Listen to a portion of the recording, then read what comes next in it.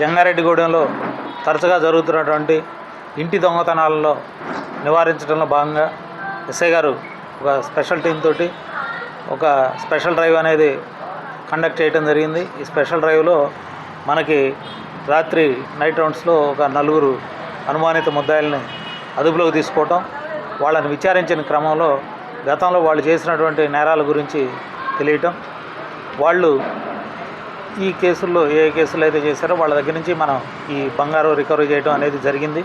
ఇందులో సుమారుగా 4,30,30,000 విలువైనటువంటి బంగారు వెండి వస్తువుల్ని మనం రికవరీ చేయడం జరిగింది.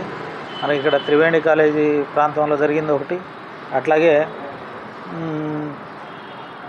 జంగారెడ్డి అయ్యప్ప టౌన్షిప్లో జరిగినటువంటి ఒక దొంగతనం, అలాగే మన తడికిలపూడి పిఎస్ లిమిట్స్లో రావికంపాడు దగ్గర జరిగినటువంటి ఒక దొంగతనం.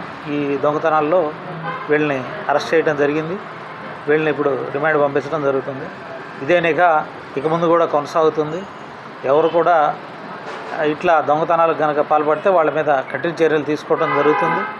ఈ కేసులు కాకుండా వీళ్ళ మీద గతంలో కూడా నేర చరిత్ర ఉంది. ఇందులో అందరికీ కూడా నేర చరిత్ర అనేది ఉంది, 4 వ్యక్తులకు కూడా. వీళ్ళ మీద కూడా కంటిన్యూగా నిఘా ఉంచి కఠిన చర్యలు తీసుకోవడం జరుగుతుంది. మళ్ళీ వీళ్ళ ద్వారా నేరాలు జరగకుండా చూసేదానికి చర్యలు తీసుకోవడం జరుగుతుంది.